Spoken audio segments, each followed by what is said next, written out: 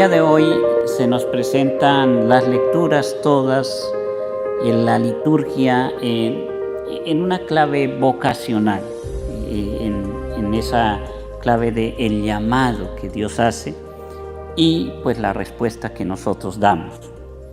Y aparece en el Evangelio de San Juan la figura de Juan el Bautista otra vez, esta vez con dos de sus discípulos, que al ver pasar a Jesús les dice a ellos: este es el Cordero de Dios.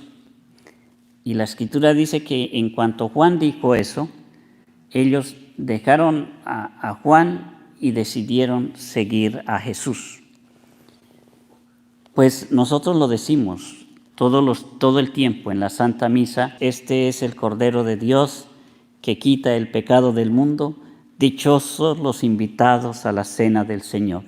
Pero, ¿qué significa propiamente esa expresión, este es el Cordero de Dios? Por supuesto tiene que ver con los sacrificios del Antiguo Testamento, en los que precisamente era un corderito el que se sacrificaba para expiar los pecados del pueblo. El libro del Apocalipsis habla de la siguiente manera del Cordero de Dios. Recuerden que el Apocalipsis también es un escrito de Juan y dice: digno es el Cordero degollado de recibir el poder, la riqueza, el saber, la fuerza, el honor, la gloria y la alabanza. Ese es el Cordero de Dios. Ese Cordero vencedor es el líder soberano. No hay alguien que nos pueda guiar mejor que nuestro Señor Jesucristo. Pero también el profeta Isaías recuerda mucho acerca del Cordero de Dios. Dice: Él soportó nuestros sufrimientos y cargó con nuestras dolencias. Lo tuvimos por contagiado, herido de Dios y afligido. Todos errábamos como ovejas, cada uno por su lado, y el Señor cargó sobre él todos nuestros crímenes. Entonces, para Isaías, el Cordero de Dios es ese siervo sufriente de Dios que nos redime con su muerte. Ese es el Cordero de Dios, al que siguieron los discípulos de Juan. Y en ese seguimiento es curiosa la primera palabra de Jesús. En el Evangelio de San Juan, inicia el Evangelio con el prólogo que nos viene a enseñar que Jesús es la palabra eterna de Dios que se hace carne. Y luego del prólogo viene el testimonio de Juan. Y enseguida del testimonio de Juan viene este pasaje que hemos leído, y ahí aparece justamente las primeras palabras de Jesús, el primer diálogo de Jesús. Y dice la Escritura que cuando Jesús vio a los discípulos de Juan que lo seguían, se volteó y les dijo: ¿qué buscan? Esas primeras palabras de Jesús: ¿qué buscan? Esa es una pregunta clave realmente, porque nosotros tenemos que preguntarnos eso cuando buscamos a Jesús. ¿Qué buscamos? ¿Qué buscamos realmente? Porque muchas veces hemos buscado en Dios algo que no es Dios. Y por eso mucha gente se ha visto defraudada de Dios, porque busca cosas que no son las cosas de Dios. Muchas personas buscan, por ejemplo, bienes materiales, todo aquello que les falta. Todo eso que nos falta se lo pedimos a Dios. Cosas que nunca van a llenar nuestra existencia. Y muchos buscan consolarse también con satisfacciones físicas. Y cuando el Señor no nos da nada de eso, no nos da lo material que pedimos, no nos da eso físico que hemos solicitado, pues nos sentimos defraudados.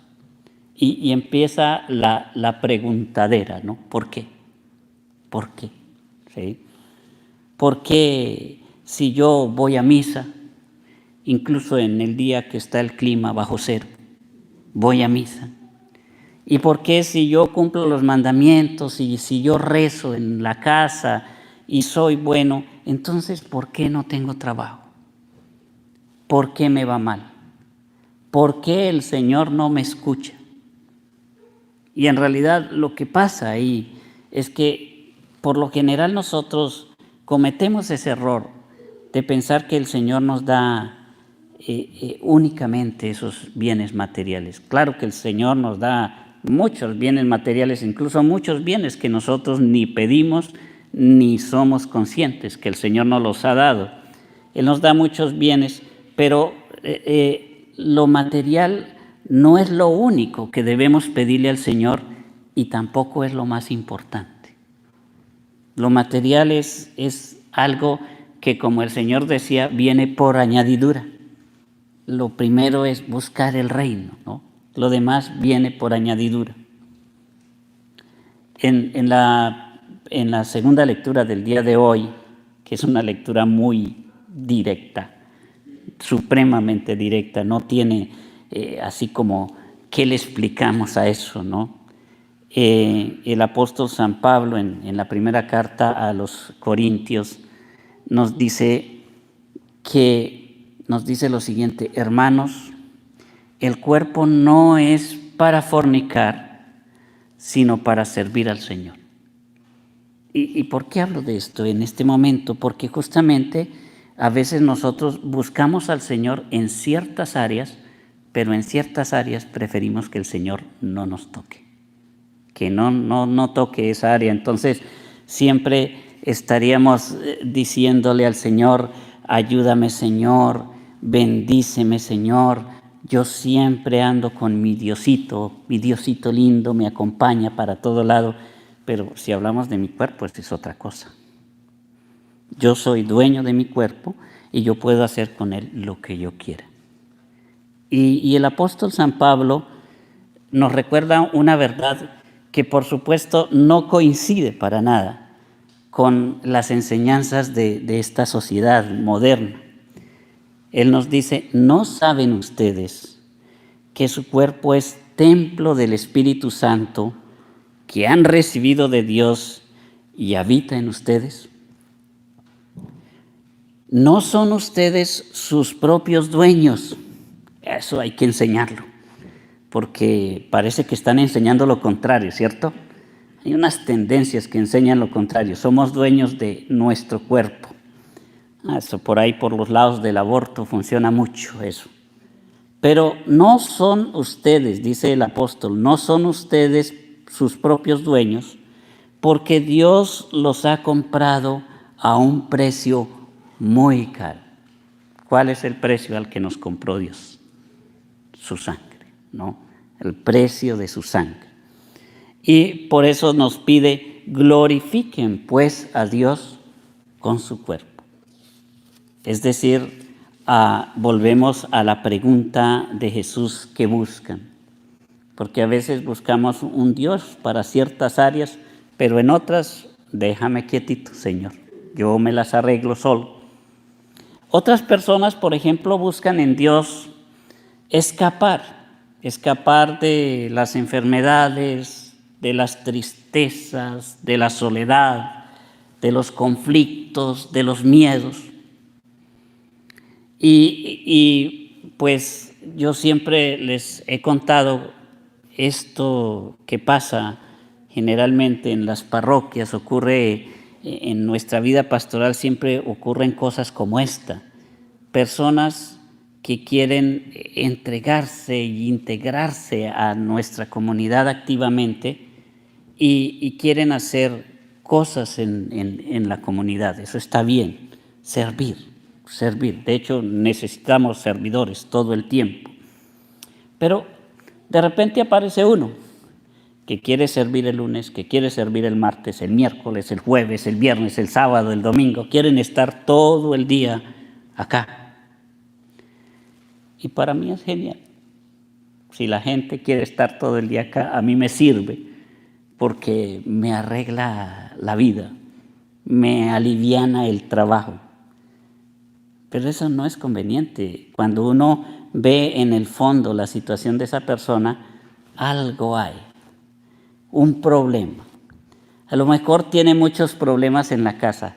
Quiere estar aquí, pero es porque no quiere estar en su casa. Y entonces, cuando una persona quiere estar así con Dios, no está buscando a Dios, está huyendo de sus problemas. Y con Dios es totalmente diferente. El que está con Dios no huye, ni de los miedos, ni de los problemas, ni de nada. El que está con Dios enfrenta. Y con la gracia de Dios enfrenta esos problemas y con su sabiduría busca las maneras de solucionarlos. Algunas tendrán solución, otras no. Pero el que está con Dios asume la responsabilidad, asume la situación que está viviendo. No disfraza para nada la situación. Era lo que le criticaba el Señor a los fariseos, ¿no? Sepulcros blanqueados, bonitos por fuera, pero por dentro llenos de huesos.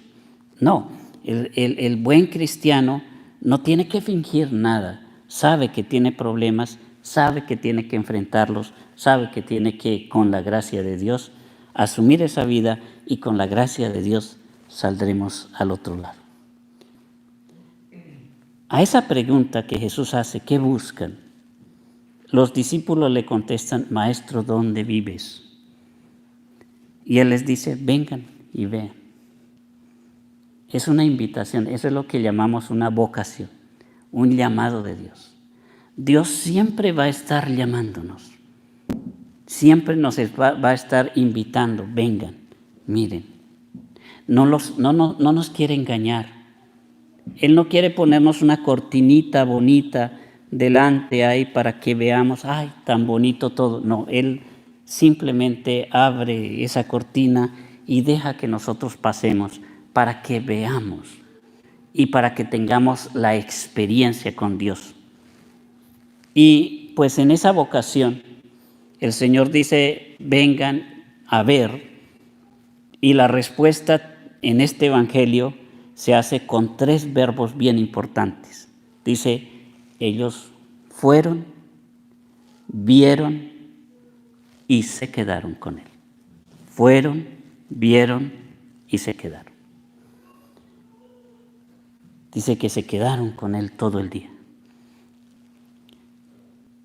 Son como las palabras del mismo Samuel de la primera lectura, ¿recuerdan?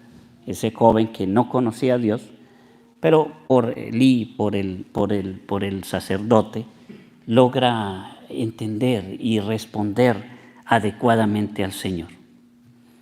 Aquí estoy, Señor, siempre contestaba Samuel. Y finalmente la última respuesta, habla, Señor, que tu siervo escucha. Yo creo que en eso hemos fallado, en nuestra relación con Dios hemos fallado, porque hablamos mucho y no dejamos que Él hable. Pedimos mucho y no dejamos que sea Él el que decida. Por eso hoy tenemos que pedirle al Señor que no permita que nosotros hablemos demasiado, que no permita que seamos nosotros los que pedimos, que no sea yo el que ponga las condiciones. Habla, Señor, que tu siervo escucha. Pon tú las condiciones. Yo sé que si lo haces tú, lo haces mejor. Que si hago tu voluntad, saldrá mejor todo. Nuestra Madre Santísima, la Virgen María, decía o dijo, aquí está la esclava del Señor, hágase en mí según tu palabra. Habla tú, yo escucho. Hágase en mí según tu palabra. Y aquí aparece también un dato un poco curioso dentro de este evangelio, en la experiencia de estos discípulos con Jesús, que fue una experiencia que definitivamente les marcó la vida de una manera radical.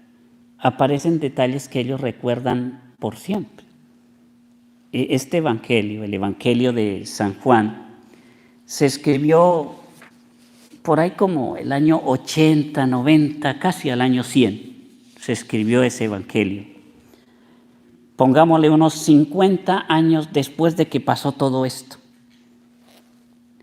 Y sin embargo, el evangelista San Juan, que estaba ahí, recuerda con una claridad bonita, eran como las 4 de la tarde. ¿Ustedes se acuerdan cuándo fue la primera vez que tuvieron un encuentro con el Señor? ¿Recuerdan qué día era? ¿Qué hora era? Muchos sí se acuerdan. Y sienten ese momento como un momento realmente especialísimo en su vida. Yo creo que en esta sociedad en la que vivimos, materialista, metalizada, una sociedad que vive a las carreras, una sociedad que está gobernada por el consumismo, nos hace falta una cuota, y tal vez no tan pequeña, una buena cuota de contemplación mística en nuestra relación con Dios. Contemplar el misterio de Dios, al Cordero de Dios, al que merece todo honor y todo poder, toda gloria, toda fuerza, toda alabanza. Contemplarlo. No decir tanto, dejarnos amar solamente, dejarnos amar. No pedir que Dios haga lo que a nosotros nos parece, sino dejar que Él sea el que nos diga qué tenemos que hacer. Pedro fue porque Andrés lo llamó, lo invitó, y Pedro fue, y dice que en cuanto lo ve el Señor, dice: tú eres Simón, hijo de Juan, tú serás Kefas, Pedro, y sobre esta piedra edificaré mi iglesia. Él es el que nos da la misión. Y nosotros tenemos que dejar al Señor que Él nos dé esa misión. Cada uno de nosotros tenemos una misión bonita, maravillosa. Nadie vino por accidente a este mundo. Y Él sabe lo que tenemos que hacer. Y Él nos va a ayudar a descubrir cuál es nuestra misión en este mundo. Pero solo podemos descubrirlo en la intimidad de la relación con Él. Si tenemos una vida íntima de relación con Dios, una vida profunda de relación con Dios, claro que Él nos va diciendo qué hacer. Jóvenes, es importante eso. Muchos de ustedes sufren porque no saben qué van a hacer. Por ahora, los más jóvenes no tienen problema. Todo lo hacen sus papás. Ustedes no tienen que preocuparse qué van a hacer, porque ellos le hacen todo. Ellos son los que tienen la casa, ellos son los que tienen el carro, ellos son los que compran la ropa, ellos son los que los llevan a la escuela, ellos son los que hacen todo. Pero un día uno tendrá que decidir. Y un día va a tener uno que decir qué va a ser de mi vida. Y entonces ahí es cuando hay que hincarse, hay que arrodillarse. Y hay que pedirle a Dios, porque muchos jóvenes por eso están tomando muy malas decisiones. Porque no piden al Señor que les oriente y que les diga cuál es el camino que deben tomar. Bueno, eso le pasa a los jóvenes y a los viejos. A todos nos pasa lo mismo.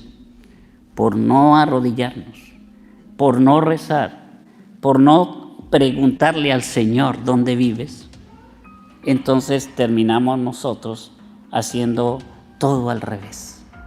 Porque a veces coincide nuestra voluntad con la voluntad de Dios, pero muchas veces no coincide y realmente nuestra voluntad nos lleva a cosas desastrosas. Por eso pidámosle a Dios que nos dé la gracia de reconocer su voz, que nos dé la gracia de seguirlo y que nos dé la gracia de permanecer en Él.